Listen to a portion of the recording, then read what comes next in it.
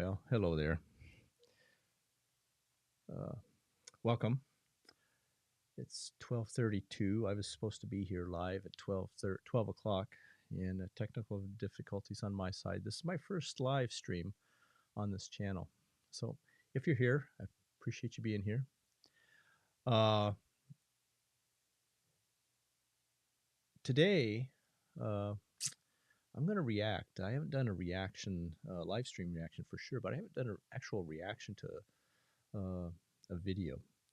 This one's going to be around How to Be Me by Ren CHINCHILLA. A couple of weeks ago, comments out of the community was recommending this, had voted for it, came in number two, kind of competed between How to Be Me and Chalk Outlines. This particular topic resonates with me in a way that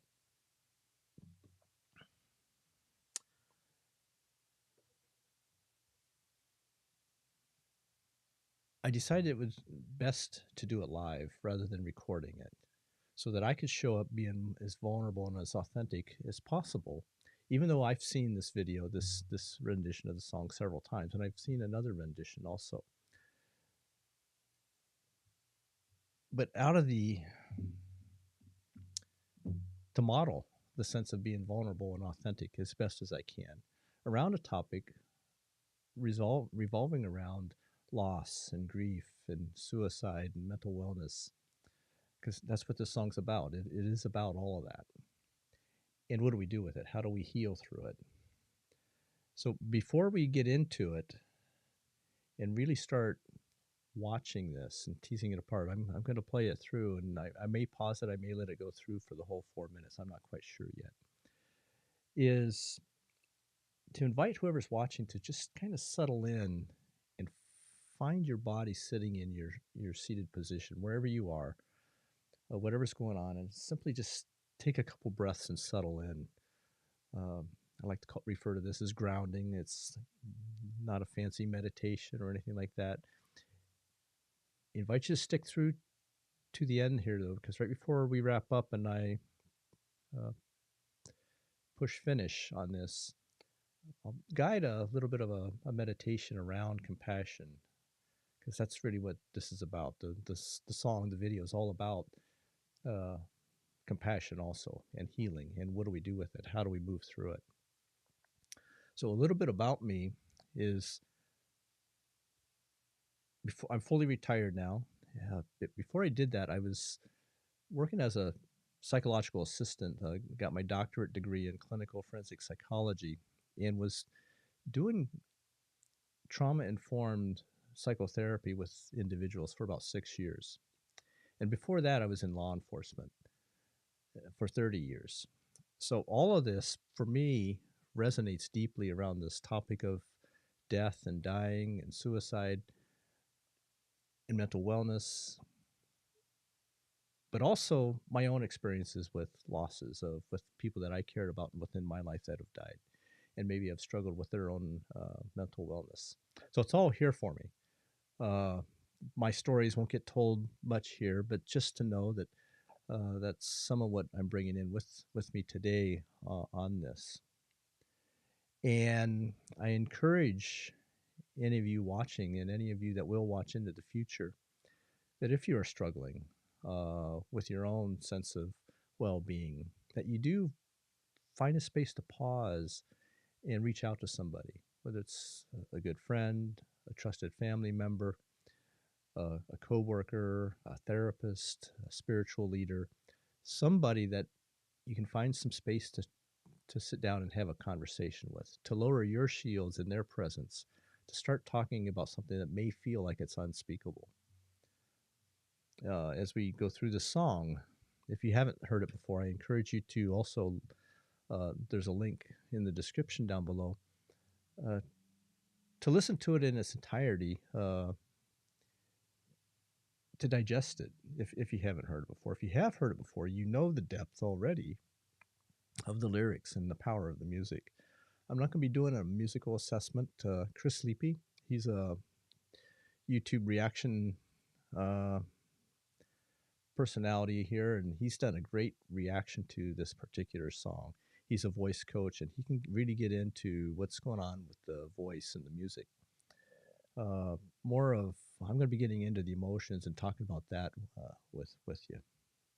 So with that, let's start watching it.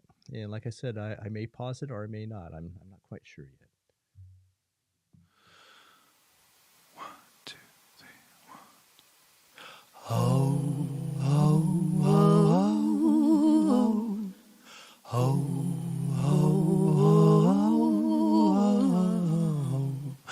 oh,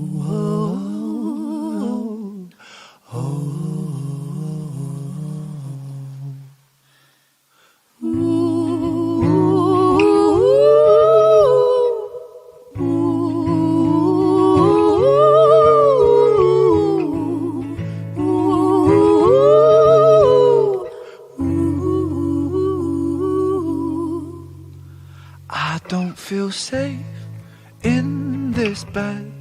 There are voices in my head. I've been talking to the dead, and the fear baptized me. So, just right here, the opening of the song, for me, every time I hear the sweet voices of Ren and Chinchilla resonating off of each other, brings in a haunting sensation for me. I kind of, not really chills in the body, but I feel it deeply. And true to form for Ren, his first lines out of this is, "I don't feel safe in this bed." He's already giving us a perspective of somebody that's struggling and not feeling safe. And one of the deepest things that we have as humans is this need to feel safe.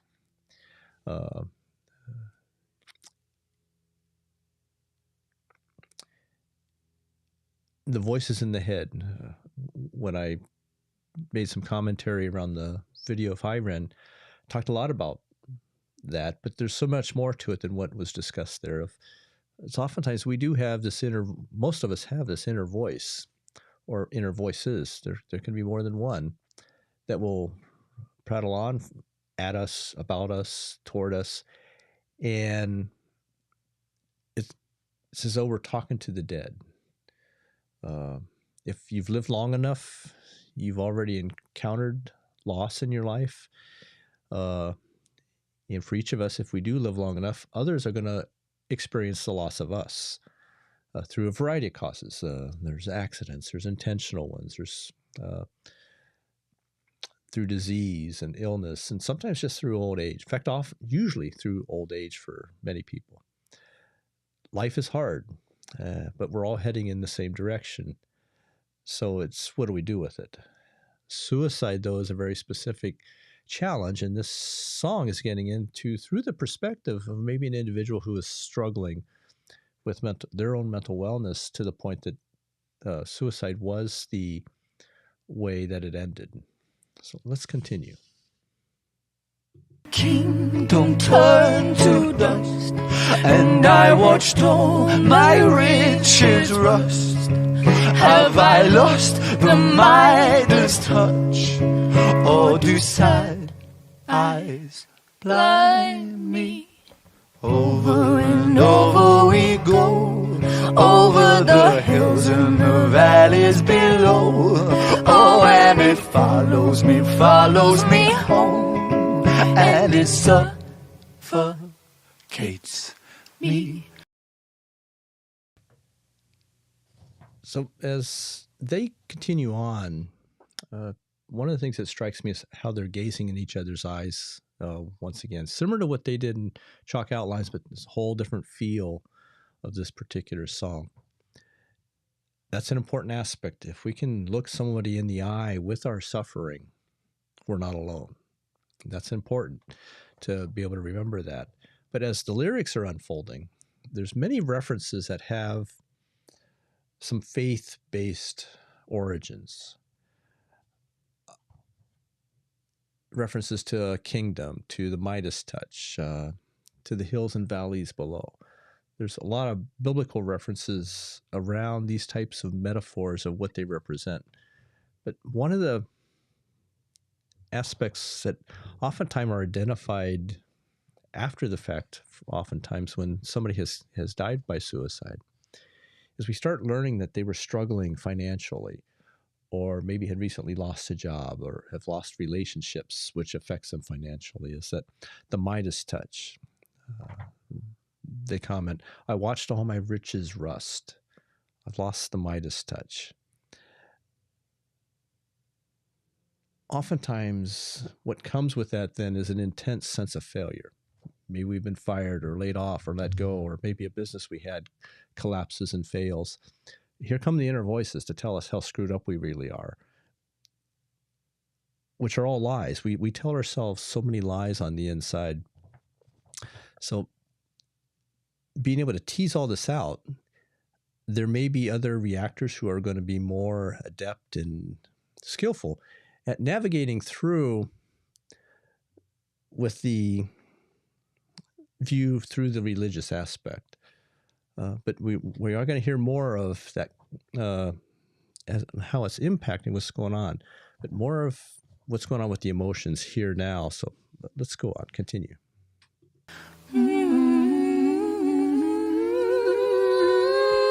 Oh, I can't breathe. I said, oh, I can't breathe. All I know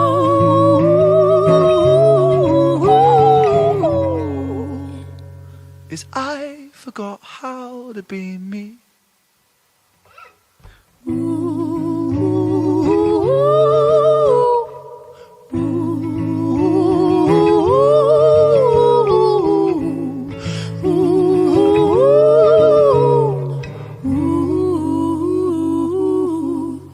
I don't feel safe in these holes. There are bruises on the walls. There are bodies in the floors, and they breathe so loudly. I wish I could move, get up and walk right out this tomb. So right here at this part of the song, the description of constructing walls. When I commented in the video of Hi Ren, we were teasing apart the presence of the shadow and the light side and different aspects of the self. The whole metaphor of lowering the shield is all about putting up walls or lowering walls. We all do it. As we move through life, we put up different aspects of ourselves. We let the outside world see something of us that we don't necessarily see on the inside. Sometimes if you only knew what I was thinking, you wouldn't love me, or something like that. So we keep it hidden. But sometimes we'll interchange walls and interchange shields as we move through life based on our relationships. Our closest loved ones, we let see something within us. We got our work self, we'll have a public self, a social self, a religious self. We have all these different aspects. Sometimes, especially if we've experienced trauma, one of the comments I'm seeing here is referencing Chinchilla's nails, maybe as a symbolic representation of somehow of self-protection as a result of trauma. We all have our ways of protecting ourselves. Using a visual reference like this is like, don't get near to me. I'll cut you, I'll hurt you. Could be sending a signal outward that I'm not safe, but it can be doing other things. But because we're human, we all have experienced difficulty in life, and we'll experience more. So they're not all traumatic. Some can be traumatic. Many of us, in my life experience, I've accumulated many traumatic experiences that I now carry around with me. It's as though they're in a backpack. And I can reach in and I can pull one out once in a while and examine it and recall it, experience some emotion with it, oftentimes not. The walls help us compartmentalize it sometimes, and our traumas get hidden away inside.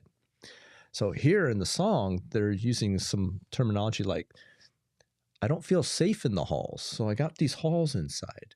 The performer NF, he has a song out called Mansion, where in essence he's describing something like this within himself, his childhood traumas within himself. There are bruises on the walls. So, whatever my traumas are, I've made some built up some walls and hoping that they would be able to contain everything, except they hurt also. My bruises are hurting a lot. And if you've ever incurred a real bruise, right when you get it, might have hurt, but later on, a couple of days later, it's getting that nice, dark, deep purple, and it's tender to the touch. Internally, when our walls are bruised and tender to the touch, it hurts just to think about it, just to remember it. And yet the body wants to keep sending it back up to us. It's needing something from us. And they go on, they get harsher in the lyrics. They're talking about how the bodies and the floors. As a colleague, as a friend coming up alongside somebody who may be suffering with their mental wellness and they're having this experience inside, if they can get it outside and be able to talk about it, they can find some relief from it sometimes. But oftentimes the walls get in the way. They won't even let them talk about it. Or one of the personas, one of the ego states, the shadow side, will get in the way and won't let it come out. But it shows up in the body somehow in some sense of fear and intense fear and terror, despair, isolation, loneliness. So one of the key aspects then is to be able to, if you're around somebody, love somebody, have them as a friend, know somebody that is struggling at this level, being able to hear the stories that they tell, and that can be hard also. More walls, because we all have them. We all have our shields that we put up. It can be hard to hear the stories. And so internally, an individual may feel, if you can't tolerate my story, it must really be bad, so I can't tolerate it either. The challenges of the difficulties around all of this. So the importance of it, to be able to reach out, talk to people who are not just by career path, but who have the skills to be able to listen authentically, to engage, to connect, whether it's a therapist, whether it's a spiritual leader, simply a friend, a trusted individual, can be tremendously valuable in these moments. So let's continue on. Do our saviors die too soon?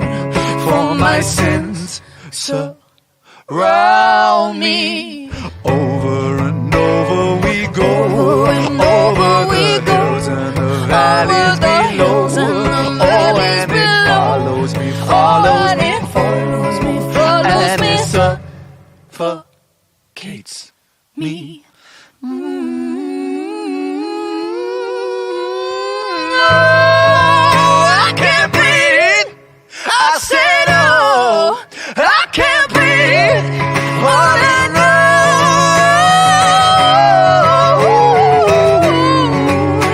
Yes, I forgot how to be me. Hallelujah. Where is my God? Where are you? Hallelujah. Nothing is pulling me through. Hallelujah. When I don't know how to be. Hallelujah. I forgot how to be me.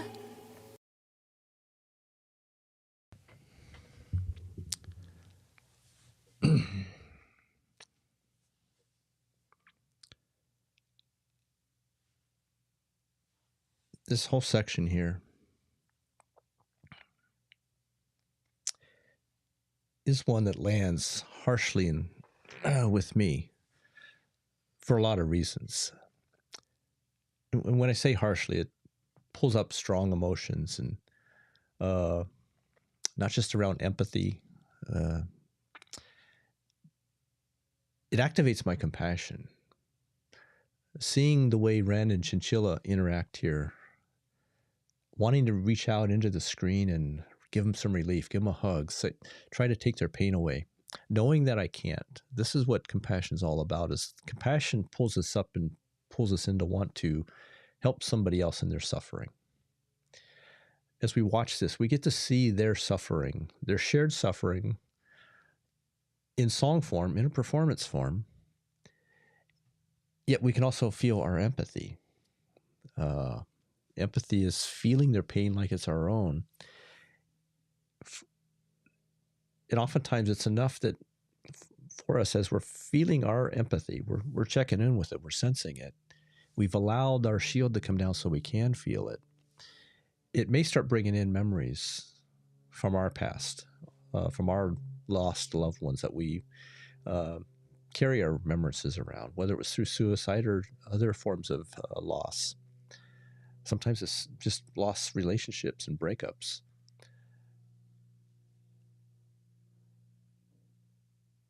So checking in and noticing the difference between empathy and compassion can be very useful.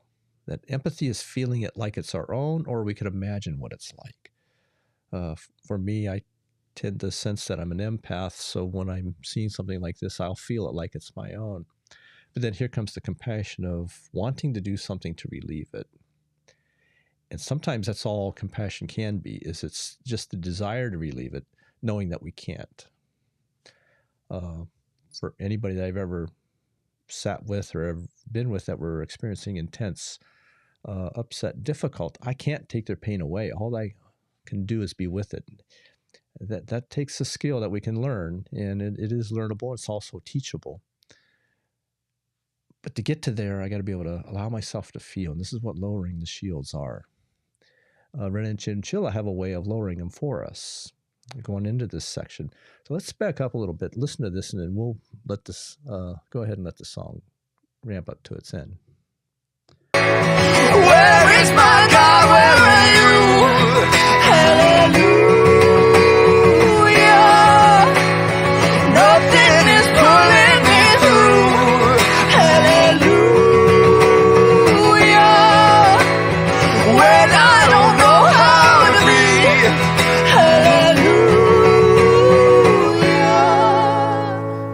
I forgot how to be me.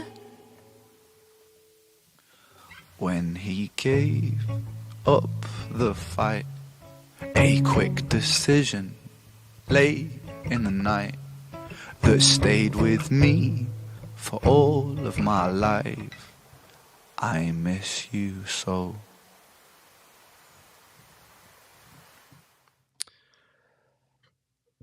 So they take us down this deep path here. This section here where Ren is looking to the skies, he's looking to the heavens, singing hallelujah. Praise to God, praise the Lord, praise Allah.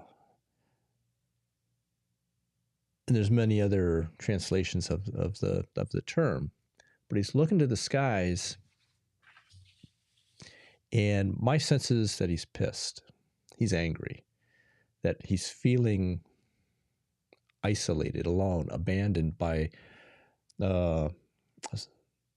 something that he's held to be so near and dear to him. That's a very common experience sometimes for people that are really struggling with their mental wellness, is sometimes somehow they get so disconnected not only from themselves, but the important things that they've held to be near and dear for them. The terms in here, hallelujah, praise to God. Where is my God? Where are you? It's a harsh, challenging question. Nothing is pulling me through. I always thought you'd be here for me, and it's feeling like you're not. This section of the song reminds me of part of the performance out of the 1970s rock opera, Jesus Christ Superstar.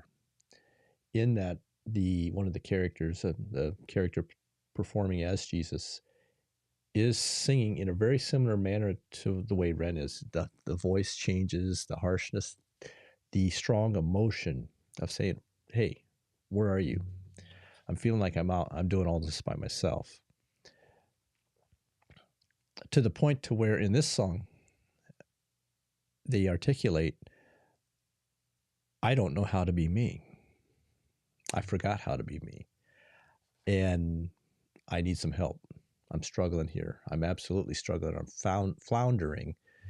And they wrap it up. That's the end of the song. And then Ren shares with us that around how his friend gave up the fight, made a decision in the middle of the night.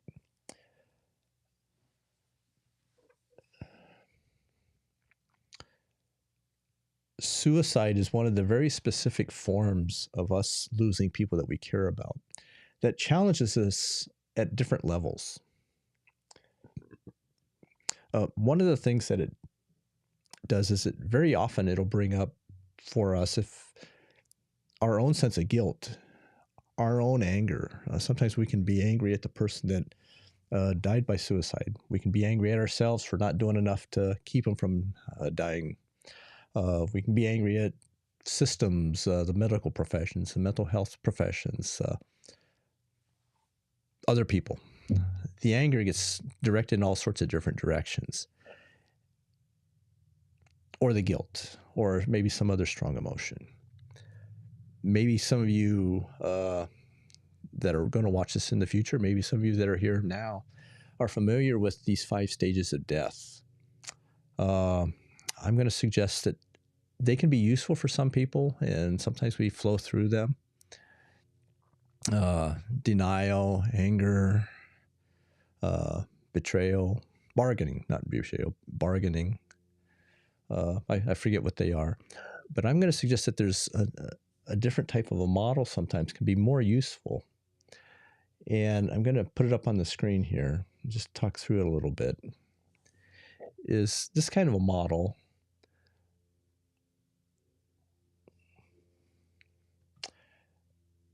where what it is we incur the loss, and we might go into shock or denial, and depending on how sudden the loss, if it was, and then eventually we move up toward loss adjustment. Loss adjustment takes time. Oftentimes, in the United States anyway, there's a saying that time heals all wounds, and I say bullshit to that. It takes time to heal. It's not the time that does it. So we need to be proactive. We can't, if we're proactive with our healing, we can move it along. We can't rush it. It has to happen in a certain way. You know, if you have a broken bone or a surgery or something like that, it requires time for the physical injury to heal. But then there'll be scars. There'll be reminders of it that might bring in some emotional upset and whatnot. So this type of a chart here, this flow, it's not linear. One point we might be finding that we're engaging in new relationships and new patterns and stuff, and then bam, we find that we're over on the other side, all pissed off and fearful and searching and feeling disorganized one time. Or maybe we have a week or so or 2 or months where we're feeling depressed and we're having trouble re-entering again. But over time, we do eventually start to move it up toward where we've adjusted to the loss. It's not that we're gotten over it. We're not supposed to get over it. This is the part of being human, is that when we lose somebody that we care about, we're supposed to feel it. We're supposed to miss them. The more we love them, the more it hurts when we lose them. And to own that, to allow our shields to come down and acknowledge with ourselves that, I'll have some times where it's good and sometimes where it's bad. Where I'll have some difficulty. Every once in a while I get up and just feel like the world's falling apart. And other days I feel like, hey, I want to go do a new invention. I want to write a new song. I want to make a new video. There's all these different aspects, and it's all part of being human. So we're ebbing and flowing through this, moving back and forth. Look very chaotic if you were to map it out and trace it moment by moment, day by day. One of the stories that I've told many in many settings is when we lose somebody, we miss everything about them, not just the good stuff. Sometimes we miss the negative also. 11 years ago, one of my sons was killed in a car crash. And even to this day, when I go into the bathroom that we used to share, I still check the floor at my feet for urine, because he used to have a tough time finding the target and he would miss it so often that I continued to look at it, and I would scream across the house, get in here and clean this up and whatnot. But the reality of how that, it's still a reminder for me. It becomes one that I smile about and I can joke about, and I can even tell it without having too much upset. That's what healing does. I can remember that negative aspect of him, the one that would evoke anger and frustration and upset for me at the time when it was happening. But now it's one, if he was still here, at least I'd still have that too. I'd still get to go stand in that wet floor in the middle of the night.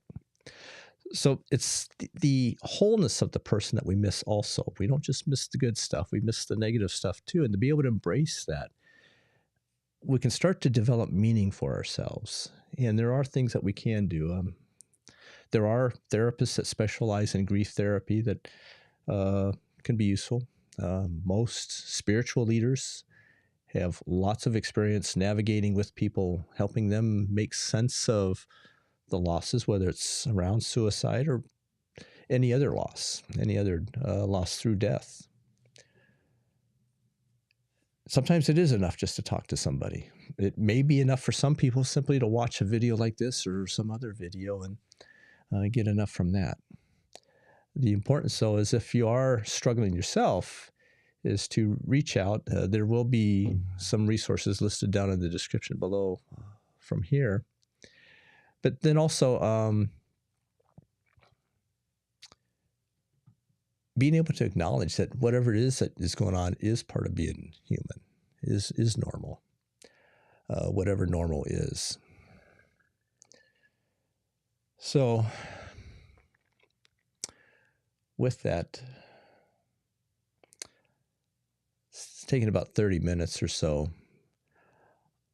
I invite you to stick around. I promised at the beginning that I'd wrap up with a little bit of a guided practice. Very often it can be useful to do something like this. This isn't, well, I don't know what it is that it isn't, but so I invite you to stick around and do a guided practice. And just as we began, taking a breath, settling in and finding your body seated in a chair or whatever position it's in, feeling the support of the earth underneath the body. If it's in a chair, feeling the support of the chair, and then the gravity of the earth pulling the chair down toward its center. Taking a couple breaths and closing the eyes if it's comfortable doing that. Otherwise, simply allowing the gaze to lay out softly out in front somewhere. Letting out a couple deep sighs. Just every time we sigh, we engage the systems within the body that restore us. The parasympathetic nervous system. Just maybe with each out breath, with each sigh, release, sensing the body softening a little bit.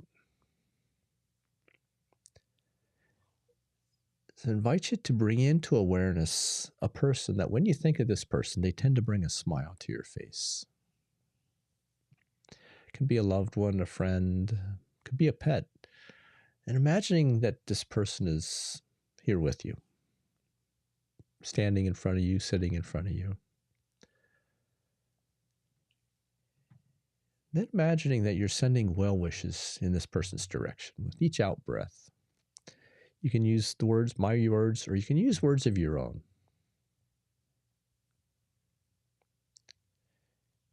May you experience joy and the roots of joy.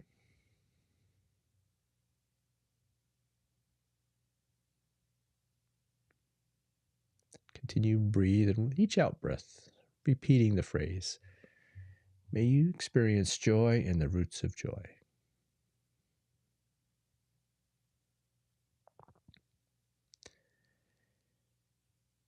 May you be happy.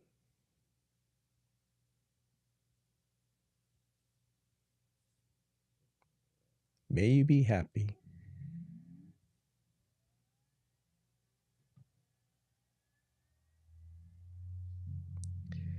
May you remain free from harm, both internal and external.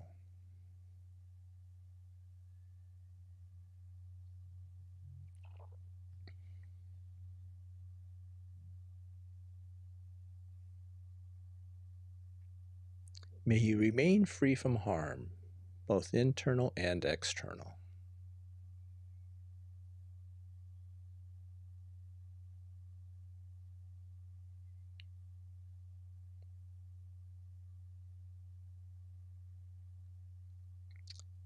May you live with equanimity, balance, and peace.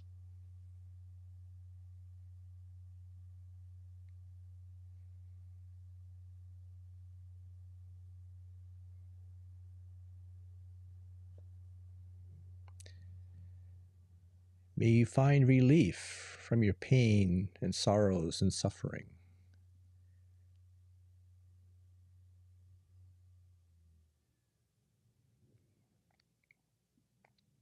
The invitation now is to invite others to join this first individual. It can be friends, colleagues, neighbors, relatives, loved ones. As many as you feel comfortable bringing in, people that tend to give a sense of safety when you're with them, when you're in their presence.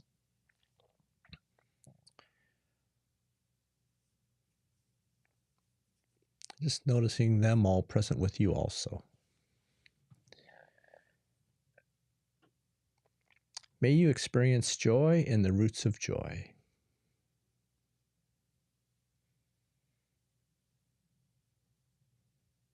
May you all be happy.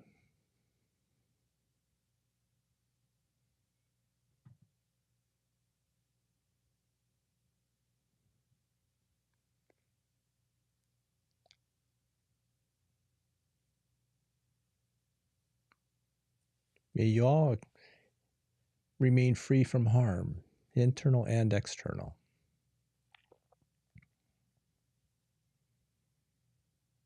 May you live with equanimity, balance, and peace.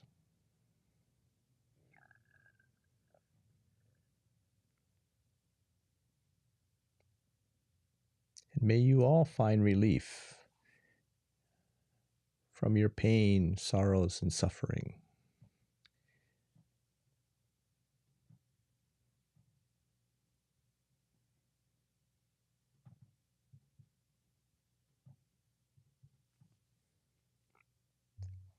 The invitation now is to expand this group even farther. Imagining the network of connection through this YouTube channel and through your other media connections, just sensing all the individuals that you may be connected to. Those that are present now or those that may be engaged with this practice at some point in the future, sensing it, that all of these people have other connections also. They have family and friends and coworkers and loved ones and neighbors and communities, and that you're part of it all.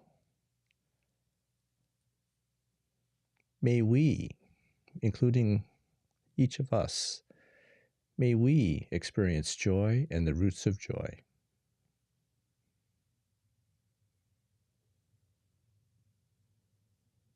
May we be happy.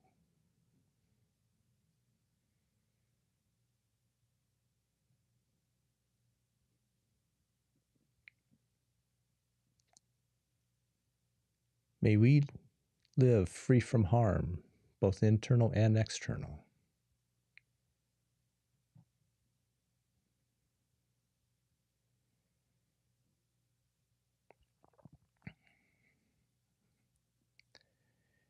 May we experience equanimity, balance, and peace.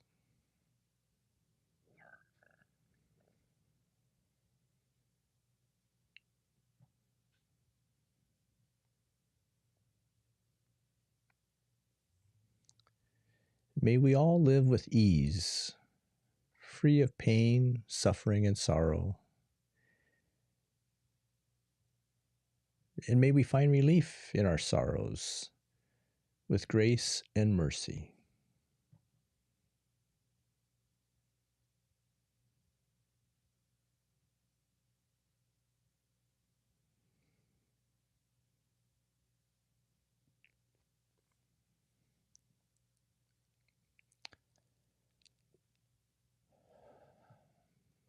So if your eyes have been closed, I invite you to, with awareness, invite the perception of light into them. And if you've been sitting still, maybe inviting movement into the body by wiggling the fingers and the toes.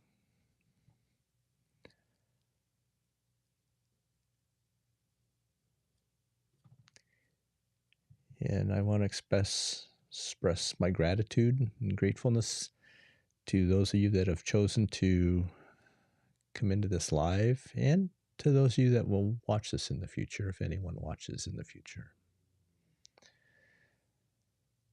So with that, I bid you farewell. Until next time.